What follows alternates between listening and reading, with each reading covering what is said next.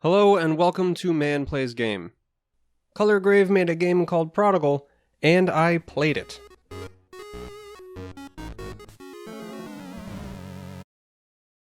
Prodigal is a puzzle adventure game that is heavily inspired by games found on the Game Boy and Game Boy Color. Of course, there are people just looking at the trailer assuming that it is a Zelda clone, and that is understandable. While sporting superficial similarities, once you start swinging your pickaxe, it is obvious that Colorgrave aspires to do much more than reproduce a well-known game. With the promise of action, puzzles, and romance, Prodigal has shown it deserves to stand apart from its original inspirations. Welcome to Van's Point. You are the prodigal son returning home after learning of your parents' deaths. Upon arriving, you find that not everyone is happy to have you back. Trying to help your grandpa and his new blacksmith apprentice, you get to explore the area with your trusty pickaxe, mining rare ore, and reforging your relationships with the people you left almost a decade ago. As you explore the world, you encounter giant monsters, an ancient evil, and even your own dark past.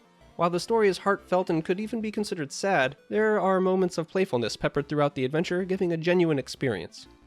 Aesthetically, this is one of the best examples I have seen of making a new game with older graphics. The use of sprites and palette are authentic representations of the Game Boy Color games of the late 90s and early 2000s. Upon the first playthrough, my nostalgia was overwhelming. It left a dopey grin on my face for at least the first half of the game. Colorgrave also maintained the Game Boy Color aspect ratio, utilizing the dead space on either side to display items, health, and the time of day. You can feel the care and thought put into how best to represent a modern game using 20-year-old graphics. This care extends to the music as well. Taking a chiptune style as the base and then adding synth and live instruments really sold the Game Boy sound for a modern platform.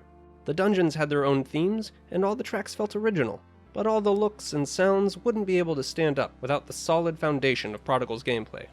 While the combat rarely gets more complicated than just making attacks and dodging attacks, there is a surprising amount of depth to be found in the puzzles and the people you encounter. Besides your main weapon, the pickaxe, you receive 3 tools early in the game. The magical Dread Hand that returns you to where you entered a room, a lariat to grapple and traverse long gaps, and the Rust Knuckle, a metal glove that can break and push large objects.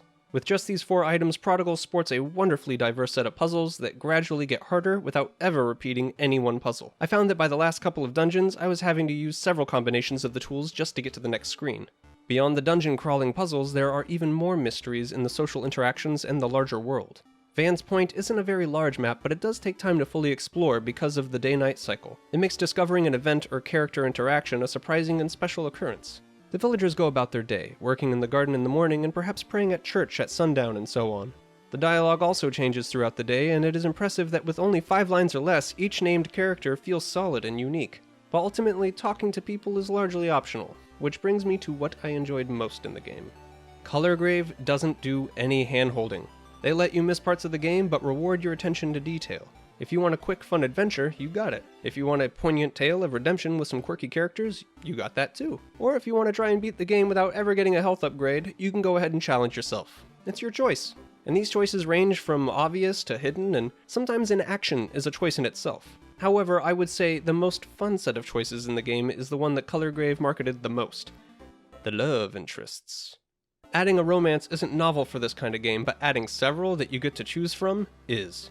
You can nurture 1 or more relationships through regular visits and gift giving. There are 5 ladies to choose from, and each is a distinct character with different needs, and depending on who you pursue, you can eventually pop the question and share your life with that lucky lady. Just a quick thought. A more diverse pool of potential partners would have been a next level move by Colorgrave, but I digress. On your path to knowing these ladies, you might find that some of them have side quests to complete in order to progress the relationship. Getting married even sometimes comes with perks that help gameplay.